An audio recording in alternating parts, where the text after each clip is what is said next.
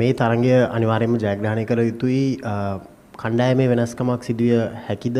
එහෙම වෙනවා නම් මොන වගේ චේන්ජස් වෙන්න පුළුවන්ද මේ තරගයට? සිදුවේ හැකි. අපි තවමත් කතා බහ කරමින් යන ගමන් ඉන්නේ. තාම ෆයිනලයිස් කරලා නැහැ 11. නමුත් ඒ කණ්ඩායමේ මම හිතන්නේ ලෙෆ්ට් හෑන්ඩර්ස්ලා අනිත් කණ්ඩායම් වලට සාපේක්ෂව ගොඩක් ඉන්නවා. ඉතින් අනිවාර්යයෙන්ම දඟපන්දු යවන්නෙක්ගේ වෙනසක් වෙන්න පුළුවන්. ඊට අමතරව අපි තාම කතා කරමින් යනවා තව එක්ස්ට්‍රා බෝලර් කෙනෙක් අපි යූස් කරනවාද කියලා. එක්ස්ට්‍රා බෝලිං ඕල් රවුන්ඩර් කෙනෙක්. මොකද සමහර වෙලාවට අපිට අර ප්‍රොපර් බෝලර්ස්ලා හතරකින් යද්දී ස්පෙෂලි අපි ගානක් ඩිෆෙන්ඩ් කරද්දී අපිට පොඩි අමාරුවක් තියෙනවා වගේ පේනවා. ඉතින් ඒ නිසා අපි තාම කතා කරමින් යනවා. ගොඩක් වෙලාවට මම හිතන්නේ එක්ස්ට්‍රා බෝලර් කෙනෙක් සෙල්ලම් කරાવી. චරිත දැන් අපි මේ තරඟට එන්නේ අවසන් තරඟ බංග්ලාදේශ තරඟයේ පරාජයටපත් වෙලා කොහොමද ඒ කියන්නේ අපි දැක්ක අන්තිම තරඟ දෙකේදී අපි පන්දු යවන්න යොදාගත්ත විදිය සම්බන්ධයෙන් ගැටලුකාරී තත්ත්වයක් මතුවන බව. කොහොමද මේ තත්ත්වය මගහරව ගන්න සාකච්ඡා කළාද ඉදිරි? ඔව් ඒක තමයි මම කිව්වේ අර අපි පන්දු යවන්න ප්‍රොපර් බෝලර්ස්ලා අපි කියන්නේ ඉතින් 4 දෙනා අපිට ඉන්නේ. ඉතින් ඒ 4 දෙනාගේ ඕවර්ස් 16 අරුණාම අපි ඕවර්ස් 4ක් අනිවාර්යයෙන්ම දසුන් ශානකත් මමත් කමිඳු බෙන්ඩිසුත් අතරේ අනිවාර්යෙන් පන්දු යැවීම යුතුයමයි. ඉතින් ඒකයි අපි කිව්වේ සාකච්ඡා මට්ටමින් තාම තියෙනවා අපි මොකද කරන්න කියලා ඉදිරියට යද්දී අපි මේක සෝල්ව් කරගන්න ඕන ප්‍රශ්නයක්. ඉස්සරහට අපිට වර්ල්ඩ් කප් එකක් එන්න ඉම්පෝටන්ට්. ඉතින් තව බෝලර් කෙනෙක් හිටියානම් සමහරක් විට ඒක වෙනස් වෙන්න තිබුණා. ඉතින් මොකද අර ප්‍රොපර් බෝලර්ස්ලා 4 දෙනාගේ කියන ඕවර්ස් 16න් සමහරලාට ඕවර 2-3ක් අවුට් වෙන දවස් තියෙනවා. අපි දන්නවා මේ ක්‍රීඩාව ප්‍රෙඩික්ට් කරන්න බෑ. මොකද T20 ස්පෙෂලි අපේ ඉන්න හොඳම බෝලර් සමහර වෙලාවට ලකුණු 40කට 45කට යන වෙලාවක් තියෙනවා. ඉතින් ඒ වගේ වෙලාවට මම හිතන නායකයෙක් විදිහට මටත් හරිම අමාරුයි තීරණ ගන්න. ඉතින් මම try කරන්න පුළුවන් තරම් සාර්ථක වෙයි කියලා හිතන දේවල් කරන්න. ඉතින් නමුත් පිතිකරුවන් ඊට වැඩිය හොඳ වුණොත් මට ඒ වෙලාවේ කරන්න දෙයක් නැහැ. ඉතින් බලාපොරොත්තු වෙනවා ඉස්සරහට ඒ ප්‍රශ්නටත් විසඳුමක් අරන් එන්න. චරිත් ඔබ මේ අවසාන තරඟවල දසුන් ශානක නොඹර පහ ස්ථානයේ ක්‍රීඩා කළ ඔබ ස්ථානයක් පස්සට බැස්සා. ඒ චේන්ජ් එකට මොන වගේ හේතුවක්ද තිබ්බේ සහ ඉදිරියේදී ඒ විදියටම යයිද නැත්නම් ඔබ ඊට වඩා උඩින් පිතිකරණය දෙන්න අවස්ථාවක් තියෙනවද? අපි පිතිකරුවෙක් අඩු කරලා මම අර කිව්වා වගේ එක්ස්ට්‍රා ඕල් රවුන්ඩර් ඒ කියන්නේ එක්ස්ට්‍රා බෝලිං ඕල් රවුන්ඩර් කෙනෙක් අපි සෙල්ලම් කරොත් මම පිතිකරන ස්ථානයක් සමහරක් විට උඩට එන්න පුළුවන්. දසුන් ශානකව එහෙම වුණ නැත්නම් මමත් දසුන් අයියත් අපි අර ෆ්ලෝටිං රෝල් එකක් තමයි ක්‍රීඩා කරන්නේ. මොකද අපි දන්නවා ලෙෆ්ට් හෑන්ඩර්ලා 4 දෙනෙක් එක දිගට ඉන්නවා. ඉතින් කමිල් මිෂාර, කුසල් ජනීත්, මම කමිඳු. ඉතින් ඒක සමහර වෙලාවට අනිත් ටීම් එකට වාසියක් වෙන්න පුළුවන්. මොකද ඕස්පිනස්ලා ඇවිල්ලා ටට්ටක් ගාලා ඕවර් 2-3ක් දාලා මොමන්ටම් එක ෂිෆ්ට් වුණොත් ඒක අපිට අවාසියක්. ඉතින් ඒ නිසා තමයි අපි දසුන් උඩින් ප්‍රොමෝට් කරේ. ඉතින් මම හිතනවා එයාගේ රෝල් එක හරියටම කරලා පෙන්නනවා කියලා. චරිත් අබුඩාබි තනතිරුව ගැන පොඩ්ඩක් කියන්න පුළුවන්ද? ඒ සහ අපි අබුඩාබි ග්‍රවුන්ඩ් එකේ අවසන් වරට ගහපු T20 පහම දිනලා තිනවා. කොහොමද මේ තත්ත්වෙත් එක්ක ඊට තරඟෙට මුහුණ දෙන්නේ?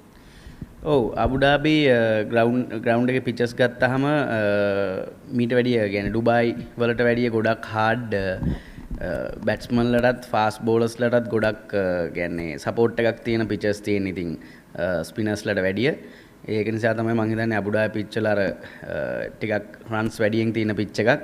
ඉතින් ඒකේ බලාපොරොත්තු වෙනවා මම හිතන්නේ ඒ වෙලාවෙම ෆාස්ට් බෝලර්ස්ලටත් හොඳ අවස්ථාවක් තියෙනවා. අර බංග්ලාදේශ පළවෙනි තරඟයේ අපේ ෆාස්ට් බෝලර් දෙන්න විකට් මේඩන් දෙකක් යවුවා. ඉතින් ඒක හරි කලාතුරකින් වෙන දෙයක්. මම හිතනවා ඒ වගේ දෙයක් ඉදිරි තරඟයේදී හොඳ පිච් එකක් තිබුණොත් බලාපොරොත්තු වෙන්න පුළුවන්. තාමත් අපි පිච් එක දැක්කේ නැහැ. මොකද කරන්න කියලා දැන් අද හවස තමයි අපිට එන්නේ පිච් එකේ රිපෝට් එක. ඉතින් ඒක බලලා සාමාන්‍යයෙන් නම් අබුඩාබි පිචස් ගොඩක් හොඳයි ඩුබායි පිචස් වලට වඩා. චරිත් අපේ ඉන්න ඕපනර්ස්ලා දෙන විශේෂයෙන්ම පැතුම් නිස්සංග කුසල් මෙන්ඩිස් දැන් අවුරුදු කීපයක් ඉඳන් මේ දෙන්නට ඒ ස්ථානය ලබා දීලා ඔවුන් දැන් ඒකේ හොඳ රිසල්ට්ස් දෙනවා ටීම් එකට. ඔබ නායකයා විදියට මේ කන්ටිනියුටි එක ඕපනර්ස්ලා දෙන්නගේ සහ දැන් T20 ක්‍රිකට් වල ලෝකේ ඉන්න ඔබ හිතනවාද මොවුන් දෙදෙනා ඉන්න ඩේන්ජරස්ම ඕපනින් පෑර් එකක් කියලා? අනිවාර්යෙන් ඔව් මම හිතන්නේ පහුගිය අවුරුද්ද හෝ දෙක ගත්තාම ස්ටැට්ස් වලින් පේනවා ඩේන්ජර්ස්ම ඕපනින් පෑර් එකෙන් පෙයාස් වලින් එකක් අපිට ඉන්නේ. ඉතින් ඒක මම කිව්වේ කලින් මාධ්‍ය සාකච්ඡාවකත් මම කිව්වා අපි හරි වාසනාවන්තයි වගේ ඕපනර්ස්ලා දෙන්නෙක් ඉන්න එක. මොකද කන්සිස්ටන්ට්ලි අපිට ඒ ඕපනින් පාර්ට්නර්ෂිප් එක අරන් දෙනවා. ඉතින් කන්ටිනියුටි ගැන කිව්වොත් ඒක තමයි ඉම්පෝටන්ට්. ඉතින් ඔයාලා දකින්න ඇති මම හිතන්නේ 2021 ඉඳන් ඉන්වෙස්ට් කරා අපි වෙනුවෙන්. ඉතින් මම අතුළුව කමිදු මෙන්ඩිස්, පැතුම් නිස්සංක, ඒ වගේම කුසල් මෙන්ඩිස් තව ක්‍රීඩකයන්ට ඉන්වෙස්ට් කරලා තමයි මම හිතන්නේ මේ පර්ෆෝමන්ස් මේ කාලෙ වෙද්දී එන්නේ. ඉතින් මම පෞද්ගලිකව හිතනවා තව පොඩි කාලයක් යන්න තව ඒ දේවල් ඉම්ප්‍රූව්මන්ට් එකක් දකින්න පුළුවන් වෙයි කියලා. ඉතින් හැම ක්‍රීඩකෙක්ම බලාපොරොත්තු වෙනවා අර කන්සිස්ටන්සි කියන එක අපි අවස්ථා ලබා දීමේදී ලබා දීලා එයාලගේ උපරිම ගන්න කණ්ඩායම වෙනුවෙන්. චරිත පව්‍ය තරගෙන් පස්සේ සමහරක් වෙලාවට බෝලිං ඔප්ෂන් එකක් අඩුයි කියලා කතා වුණා. ඒ ගැන යම්කිසි අවධානයක් යොමු කළාද? එහෙමනම් ඒට පිළියමක් ඇටියට මොනවාරි පිළිතුරක් හොයනවද? ඔව් ඒක ස්පෙෂලි අපිට දැනෙන්නේ අපි ස්කෝර් එකක් ඩිෆෙන්ඩ් කරද්දී. ඉතින් මම හිතන්නේ මම දැන් ටිකකට කලිනුත් ඒකට උත්තරේ දුන්නා. අපි ප්‍රොපර් බෝලර්ස්ලා 4කින් යන්නේ.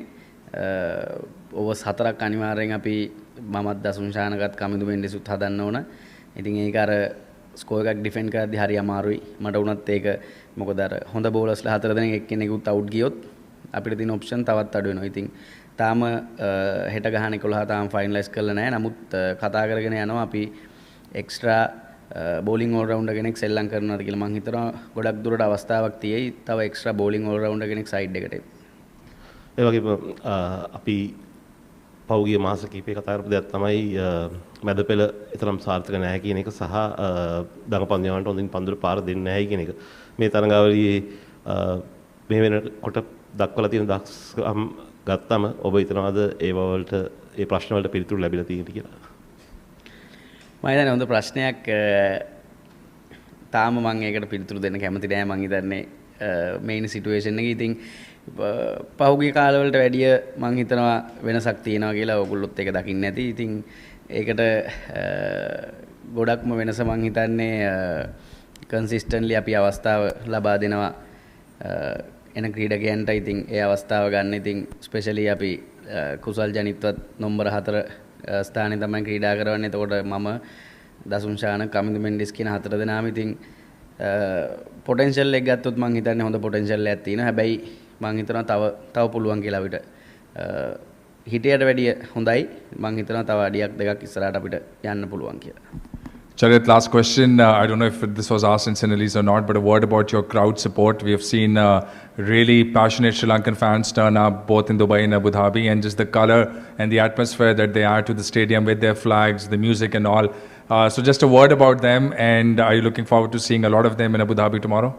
Of course, yes. It's always amazing to have fans like this because especially when we are in outside the country, it's very, very important for us to having this kind of support, especially when we are going forward. I think I hope they will come next matches as well and cheer us and help us. And I just want to thank you very much for all of them. All the very best and thank you. Thank you.